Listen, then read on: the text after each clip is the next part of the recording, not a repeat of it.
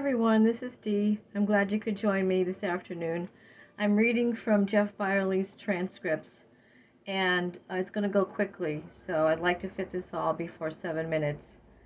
The words were given on March the 31st, and it's called, "If you only knew what was coming upon your world, you would spend all day seeking me." I have to just let you know that since I copied it down and read it over and meditated on it and prayed about it, it's a little stern from the Lord.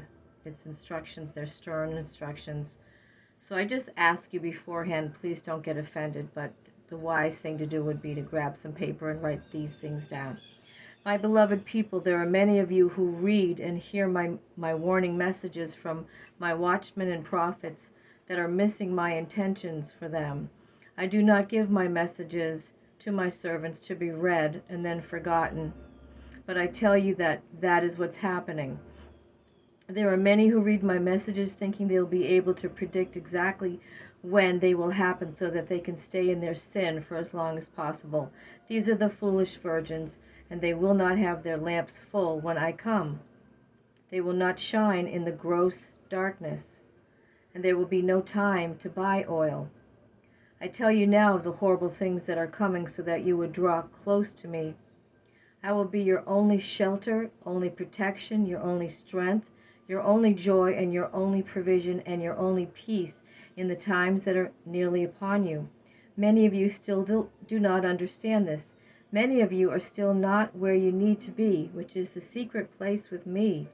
You need to sit at my feet and listen to me. I hear many say, "Lord, I cannot hear your voice."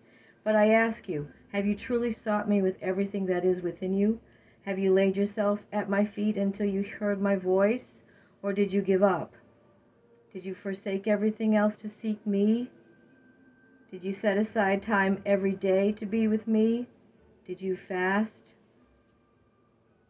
Did you give up things for your flesh? Did you give up things of your flesh that take time away from me? I tell you, if you are one of my flock, you do hear my voice. I hear you asking even now, "Why can I not hear you then, Lord?" I tell you, it's because of the cares of the world, the thorns that choke out my word.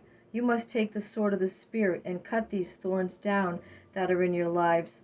I give you examples of what these things are: money, food, clothing, jewelry, your dwelling places, automobiles, motorcycles, boats, many other material possessions that you strive for and put before me. Also things that take your time away from me, like TV, the internet, cell phones, sports, hobbies, and pastimes, and other frivolous uses of time. Even your family and your ministry can come before time with me. Anything that is put before time with me needs to be reprioritized. Some of you are offended at what I have said, but if you only knew what was coming upon your world, you would spend all day seeking me. Then you would find me in a powerful way that would change you. This is the way I want you to find me.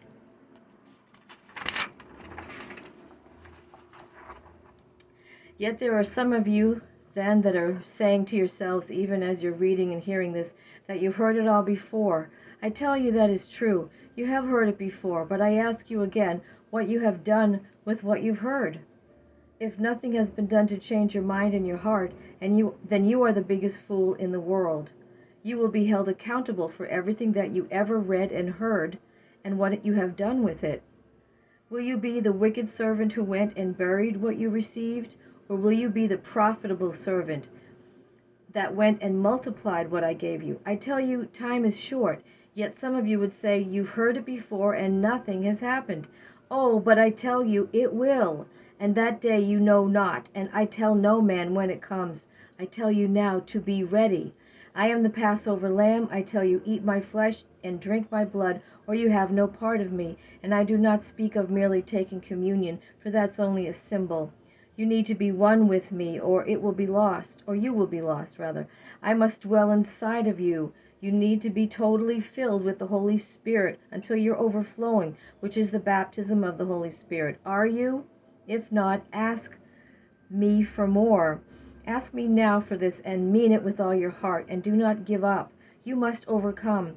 The enemy will lie to you, for that is what he does. But you must overcome him by the blood of the Lamb, my blood, and by the word of your testimony, which is my word in you. And you must not love your life in this world more than you love me. And yes, you must be willing to give this life for me. Remember, this life is not your own. I bought you with the price of my own life. Now you must count the cost of following me. I require all and nothing less.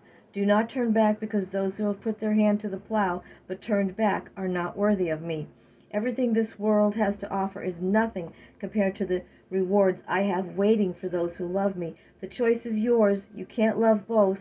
He signs it, Jesus Christ, Yahushua HaMashiach. Thank you very much for listening and heeding the words, and hopefully you'll write some things down. If this recording allows for texting, let's get something started in conversation. I will pray for anyone also who needs lifting up. Thank you. Have a blessed rest of your day, everyone.